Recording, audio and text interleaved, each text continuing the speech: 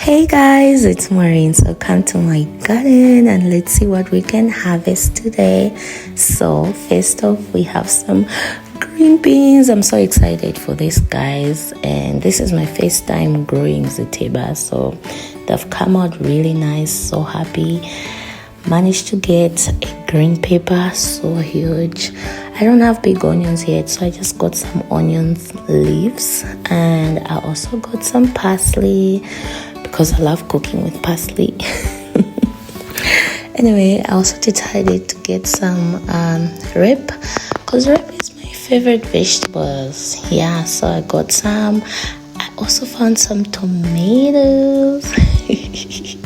Yeah, very good day, guys, very good day. Yeah, so I also went to check for some carrots. They're pretty small, but anyway, I managed to get some. So yeah, very happy with my harvest today. Bye bye.